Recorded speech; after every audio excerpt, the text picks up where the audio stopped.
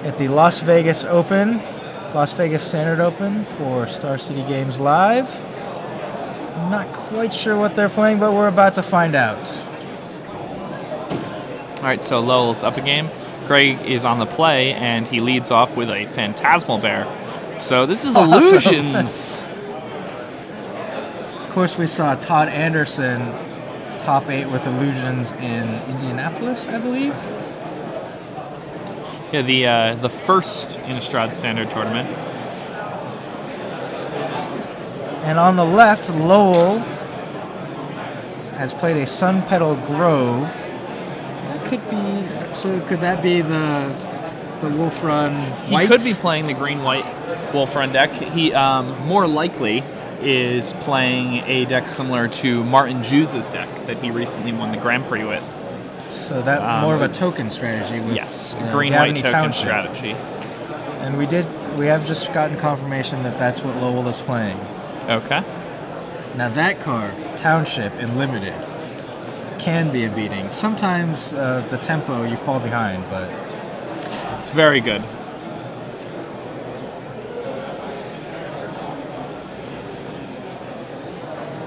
All right, so ooh, that's a Viridian Emissary. So it does look like he is playing the version of some type of green-white ramp deck.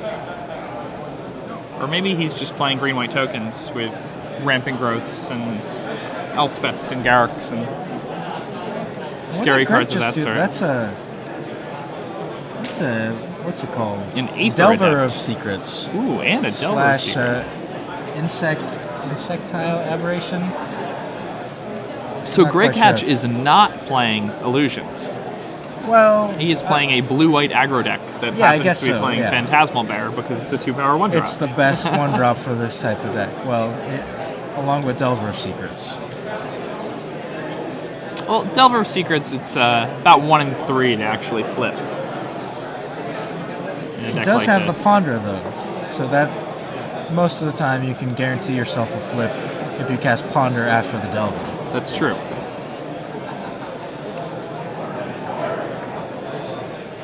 All right, so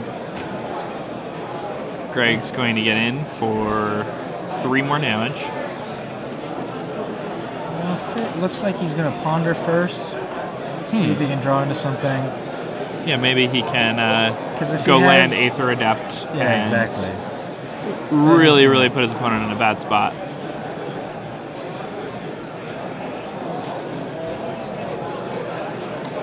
All right. Let's see. There's another Delver there. Now, if he has a spell to go with that Delver that's on the top of his deck, then he could put the Delver on top, cast it this turn, and then be guaranteed to flip it into a 3/2 flyer the next turn. Ponder again? No, what is that? It's another Phantasmal Bear. So Greg Hatch now has 2 Phantasmal Bears, an Aether Adept, and the Delver of Secrets transformed. Insectile Aberration. Yeah, that word just doesn't roll off my tongue well. You know it's still a human once it flips? Is it a human insect? It is a human insect. It's a Jeff Goldblum. The fly. I like the original fly better, with Vincent Price. I don't know if I've ever seen that version. It's pretty good. So, Lowell cast a Solemn Simulacrum. Greg decides to let it resolve. Now, that's going to be a pretty good speed bump. But with Lowell at just 10, I think Greg is going to have a good opportunity here to stick a Lord of the Unreal and get in there for quite a bit of damage. But I believe off that last Ponder, he saw 2 islands. So he may have kept the 1 action spell, but is going to draw into back-to-back islands here? I could be wrong. Maybe he had been switching back and forth with his hand, and we saw his hand. So he's getting in for another 3. Lowell will drop down to 7 here. Insectile Aberration, obviously very strong against green decks, having a flying creature. Always very good in these types of matchups. So Greg cast the Lord of the Unreal post-combat. Did not want to get in there with some 3/3 bears. I mean, that's fine. His opponent could simply double block, and then he'd be forced to allow his opponent to draw a card and search his library for a land, which could give his opponent enough mana to play Elesh Norn on the following turn. But Greg actually does have Mana Leak in hand, so Elesh Norn is not quite as problematic as one might expect. Oblivion Ring takes out. Right, Greg is deciding right now whether or not he wants to Mana Leak this bird. I would let it resolve.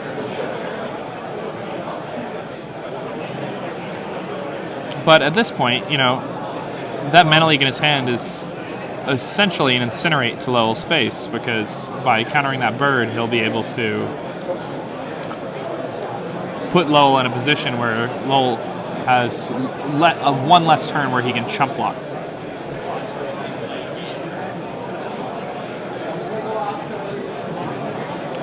The question here is what is Greg Hatch afraid of? Mountain. Yeah, and that's going to be to activate all those wolf runs that he has there. So Lowell really played that in the right order. Well, he's got the birds now, so he could activate off the birds. So if he just waits a turn, if he takes 3 from the aberration, he could block with the birds next turn and pump the birds with the Kessig Wolf Run. Correct. And of course, those wolf runs can also just start slaughtering phantasmal bears. So now, seeing the red mana, Greg is almost forced to get in there with those bears. Otherwise, they're just going to start dying for free. Yeah, if Greg just bashes with everybody here, he's going to put Lowell in a pretty rough spot. Lowell will be forced to chump block this turn. There he goes. Greg swings with all 4. Bird. Now Lowell has to figure out if he can keep the Birds of Paradise around for 1 extra turn. He's going to block, and chump blocks the aberration. Yeah, and he's still going to drop to 5 here, which puts Greg in a pretty decent position. His opponent, doesn't have any creatures now on the battlefield, But by leaving the phantasmal bears around, he can, if he has enough mana, get a free kill on it with the wolf run. Yeah, he can just pay 3 mana. And are we sure that wolf run isn't creature you control? I'm pretty sure. It's anybody, right? Yeah, I guess that makes sense. I think it can get spell skited. Yes, it can get spell skited. You're correct. Okay.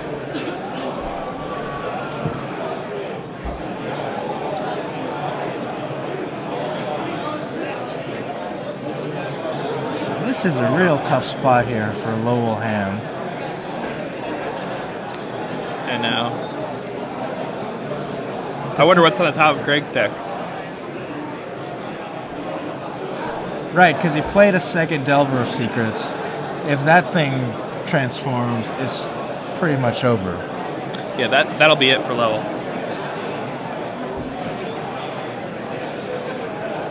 If you're Lowell, don't you almost have to play as if the top card of the library is not a spell? Yeah. Unless he's got something. So he does use the Wolf Run to kill the Phantasmal Bear. Alright. Needs to figure out Green Sun for 1. To get a Birds of Paradise. Okay, so now he's played in a way that if the second Delver flips, he can still chump block and go to 2.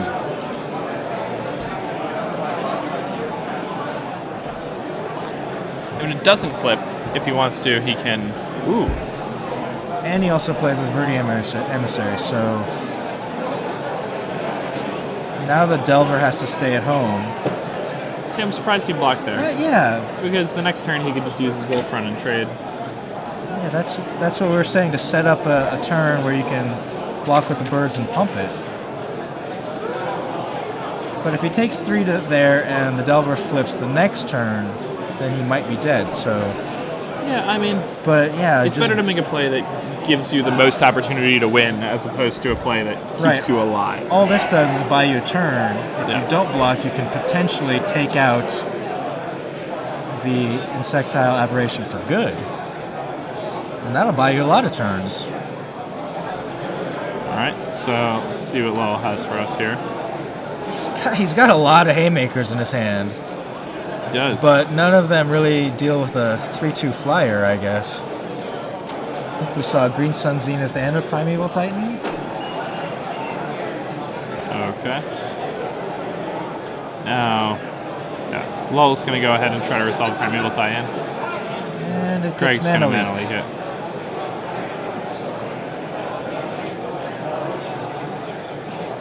And Greg now has missed twice on his second Delver of Secrets. Yep. So and very when you don't lucky. have the Ponder, it's pretty hard to hit those. But now he's just going to play another one, so that these little 1/1s are lethal. Yeah, they're oftentimes you have decks where they flip about, a little less than a like a third. Well, maybe. Yeah, a third is 20 land, cards. Third spells, 1/3 creatures. He definitely has a lot of guys though, so it would seem difficult for him to be able to do it with a higher rate than that. At the same time, though, it's still an Aron Ephemeron, and the game sort of flips immediately. It just completely dominates the game. Greg looks very serene here. He knows he's pretty much got this game. Yeah, unfortunately, they only have 3 minutes 50 seconds left right now. They're gonna get a little bit of extra time because we moved the table to the camera. So they'll have some time extension. Yeah, Lowell really needs to make a decision here if he wants to have a chance to win the match, though. Well, Lowell needs to make a decision if he doesn't want to get a slow play. It's true. Am I allowed to give a slow play warning from the booth? Does that work? I don't know. You could. Do we have the technology for that?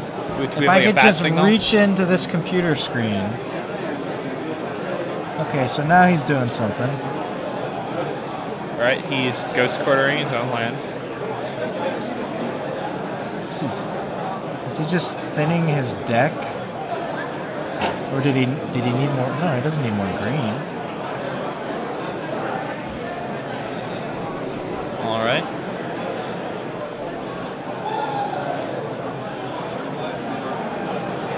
Now, I think this game might just be over. It always depends what's on the top of Greg's deck, though.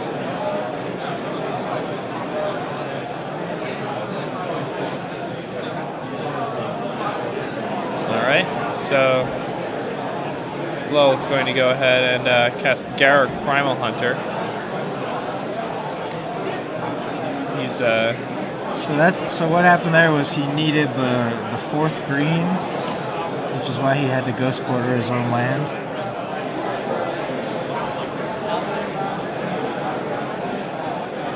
Still dead to a spell. There it is. Flip, flip.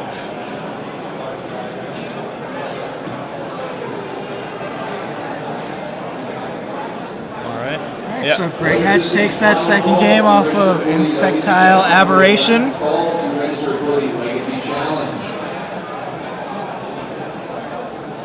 And now they're going to have to shuffle up and try to play game 3, but unfortunately for them, there's only a few minutes left on the clock. So, minute and a half left on the official clock.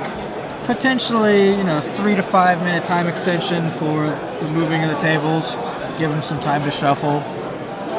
And that's going to favor Greg Hatch here, you have to think. Yeah, I mean, Greg's deck is certainly capable of winning in a faster manner than Lowell's deck is. He has, 2 power creatures for 1 mana, 3 power creatures for 1 mana. If he comes out of the gate it's quick, he can just take the game. And this is the kind of tight situation where if you're Lowell Hahm, you might make some odd sideboarding decisions. because you don't really want your high-end spells. You're not trying to win at this point because I don't think you can win in the time remaining. So Lowell may just look for any spell that's kind of ultra defensive in a sideboard, even if they're not optimal in this matchup. Yeah, I mean, or he could just be keeping his deck as an aggressive build, and I mean, it's an explosive deck. Like, if you land a Primeval Titan, it can just finish things off. But I don't know if it's going to be possible to even get to a Primeval Titan here with the time remaining. You see Cedric Phillips there in the background, Washington State champion, smelling someone's shoe. Ooh. That's an interesting sight. All right, Cedric, you're on camera, smelling a shoe. Yeah, I think that we should permanently log this video footage. I'm glad I saw that. So hundreds, if not thousands, of other people. A couple thousand, I think normally we get. So officially, time in the round is over. But we believe they probably have a couple of minutes of time extension on this match. Greg Hatch playing a blue-white aggro deck with Phantasmal Bears and Delver of Secrets as his key 1-drops. I wonder if he has Grand Architect also. That would be hot. I do recall seeing lists like that, with the Bears into the Architects. We didn't see any there, but could have sideboarded them out. Yeah, we never know. I mean, we just watched the game too, so we don't have deck lists because we came to this match late. And in those decks, Grand Architect was mostly just there as a lord, right? It was not. Were there any high-end artifacts that it would try to get to? No, I mean, it came out in the same sort of Feast and Famine, and it interacts really well with the swords. Okay, yeah. So you use the mana to play and equip your sword.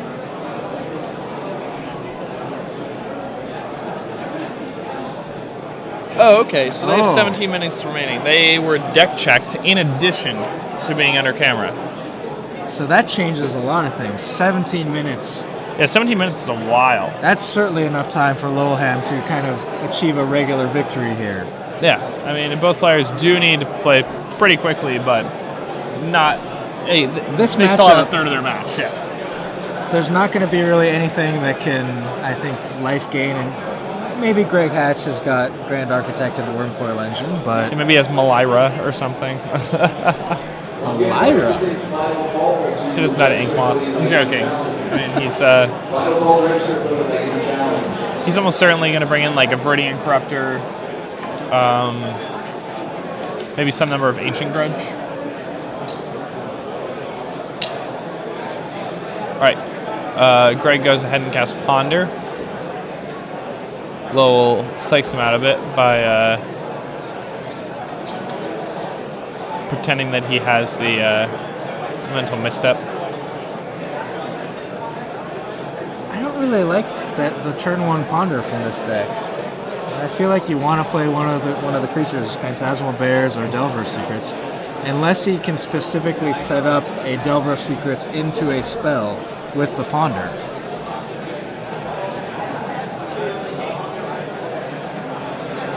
Alright. So Greg's going to get a Lord of the Unreal out there. Lowell has Viridian Emissary. And getting aggro with it, so probably going to play another one here. Yeah, one would expect that. You normally don't just not attack a Planeswalker, or not. Right. I'm sorry. You don't just attack with it for no reason here. Yeah. Could Green Sun Zenith for 2 to get Emissary.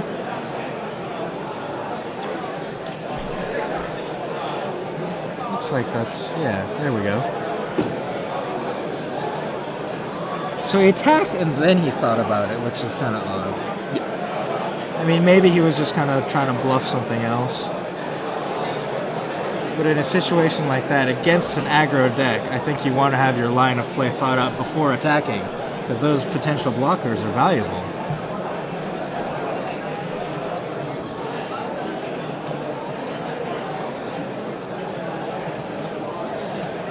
Yeah, that guy's not tapped. There you go. All right. Let's see.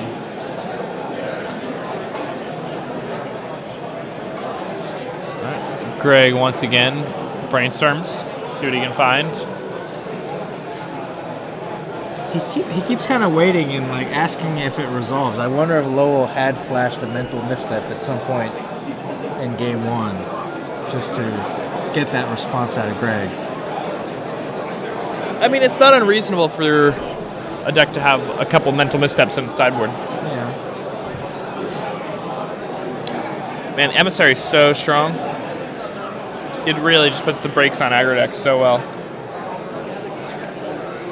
And Greg's going to continue pondering. Yeah, what Greg needed right there was a phantasmal image copying the Lord of the Unreal. That would have been perfect. To set up the kind of illusions that, illusions with hexproof, with the Lord of hexproof. Who can possibly see an illusion? It's hard to shoot what you can't see. Greg's pondered twice this turn, kept the cards on top both times. All right, and yet still doesn't really have much offense going. Lowell's just going to start crashing in with Viridian Emissaries. Now, Lowell Ham's deck list, I'm interested to find out whether or not he's on a more controlling or more aggressive route. We were not able to see his game in game one, so we don't know what his main deck is. His deck seems very good, though. See, Jacob, this is what happens. You make a statement like, Greg Hatch is favored here, and then Lowell just decides to get aggro with Viridian Emissaries. Yeah, I mean, this is why Magic is so great. Even the most, kind of slow, controlling, rampish decks like this can just got random 2/1s attacking now. Turn the tide whenever it wants to. And now Greg, even though he's playing an aggro deck, has to start making decisions in control mode.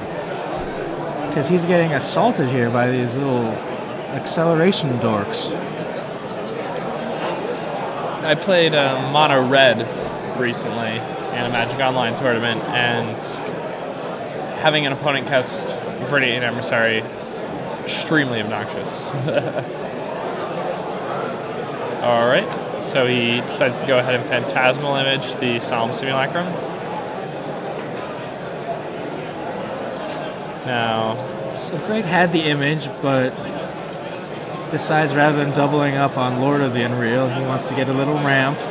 And since he is under assault, now having the Simulacrum to block will get him some card advantage. Yeah, and interestingly enough, that Solemn Simulacrum is actually a 3/3 because of the Lord of the Unreal that Greg has in play. Oh, you're right. Yeah. So he's not even gonna trade here. Well, now he might trade. Yeah, O-Ring resolves on Lord. So now the image shrinks back to a 2/2. Now, what do you think Greg's going to do here? You think he's going to well, how many trade lands? Up the Solemns, or how many lands does Lowell have? That could be a lot.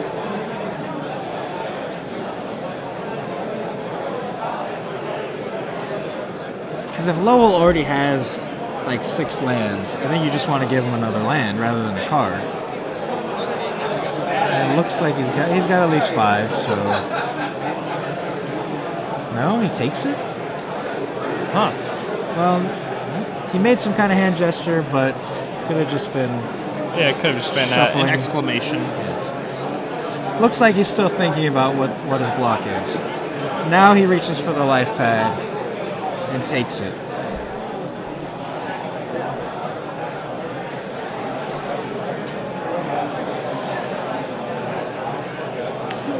Okay, Greg goes ahead and he's going to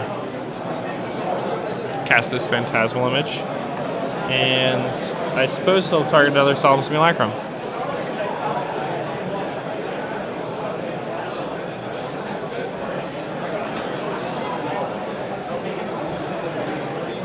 Alright. goes with the Lord of the Unreal and says go.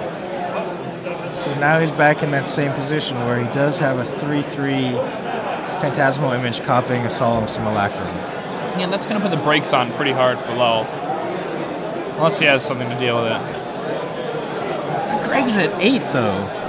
He just crash in here, lose a guy, trade with the Lord. Well, Greg can't even trade with the Lord because then the Phantasmal Image will shrink back. So he can only block with the Phantasmal Image and take 4. Yeah, he's going to go ahead and just eat one of these Solemn Simulacrums. However, if Lowell is able to apply a little more pressure, he's probably going to have Greg dead. The way Greg played his last turn, he has to have some form of counterspell here. Otherwise, yeah. So here comes a Titan, right into a mana leak. Yeah. So now Greg is almost in a safe position. Almost. Very tenuous. Oh, but another Phantasmal Image and a Phantasmal Bear. Copying Lord of the Unreal. So now all his illusions have hexproof. Yeah, and I mean and you can't even get rid of that. That's 6 damage. He's coming in for 14 here. Yeah, that's 4 from the Phantasmal Image. It's being pumped twice. 2 more from the Lord. 6 damage. Yeah, I mean, and he's got 2 pretty hardy defenders. Yeah. He's got 2 4/4 hexproof guys. What is that top card? The blue creature on top there? Is that a Phantasmal Bear, you're saying? Yeah. Okay. Because he tapped 3 mana total. It almost has to be. Yeah.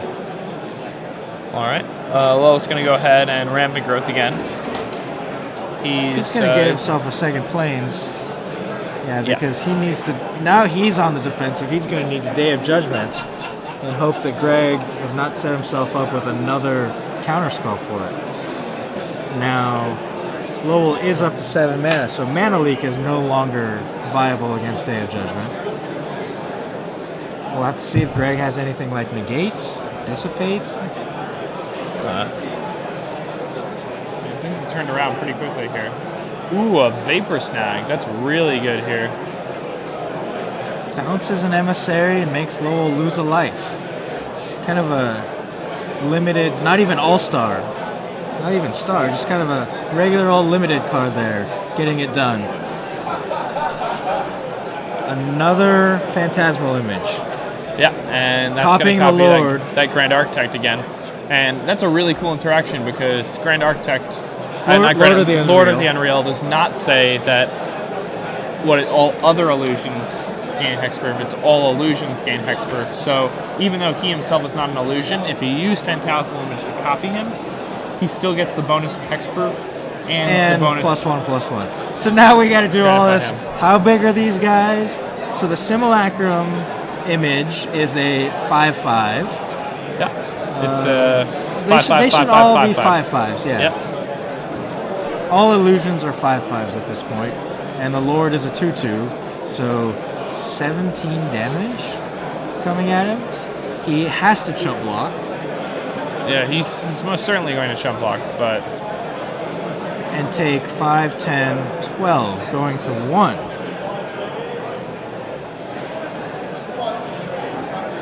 I don't know. I guess he could be thinking about whether he wants to activate an Inkmoth Nexus and soak up some more damage.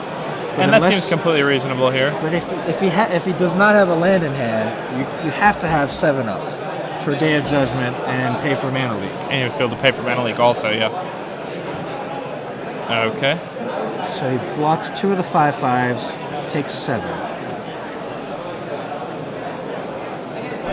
And yeah, now one of them is going to get a -1/-1 counter from Infect. And Lowell's going to drop down to 6 life here from that attack. Okay, so he can get the land from Viridian Emissary. So that's fine. That's dead even then on the lands. Yeah. That'll work. Now you just got to throw that day on the board and say, do you got it? I mean, that's exactly what he needs to do. Maybe he has like a Gideon to buy himself a turn. You never know.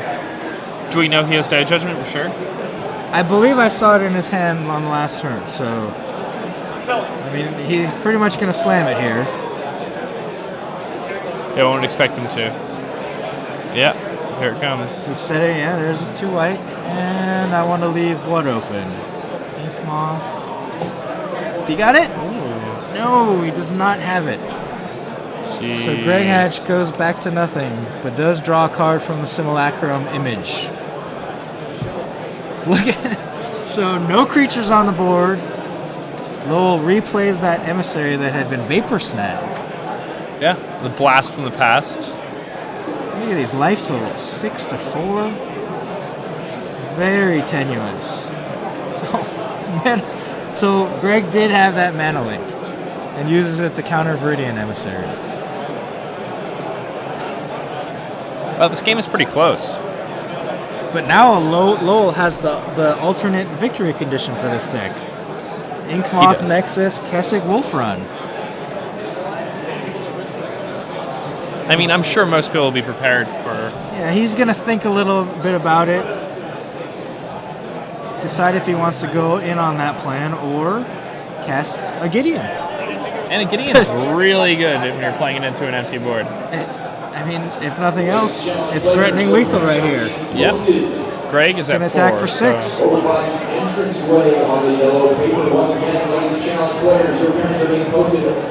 is this? Did he Moorland Haunt? Yeah. That makes sense. So Greg had a Moorland Haunt hiding there amongst his lands. Makes a token. It does have to attack Gideon. Yeah, must. But having the Haunt means that Gideon cannot just auto get in there for 6. Oh yeah. Greg can make a token to block. He can just chain some tokens and block essentially forever. However, by just activating it over and over for 6, Greg's going to be forced to dump a lot of mana into this Haunt. And dump creatures in, so that he'll never be able to kill the Gideon on a counter swing.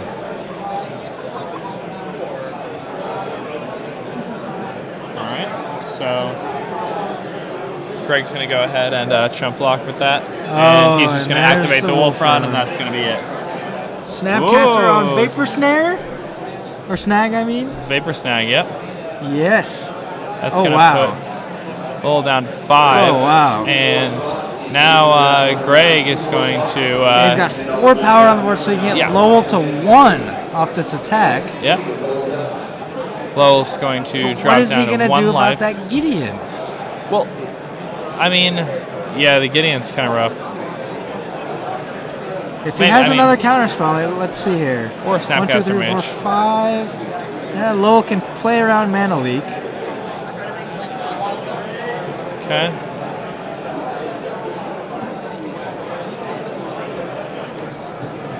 And it looks like they may have just come up on their time extension. All right, and the Gideon comes back down.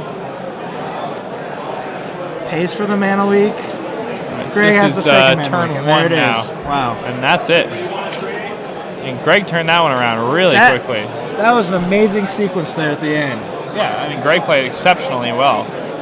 He had that Vapor Snag for the Gideon and waited for Lowell to tap out for the Kessig Refront.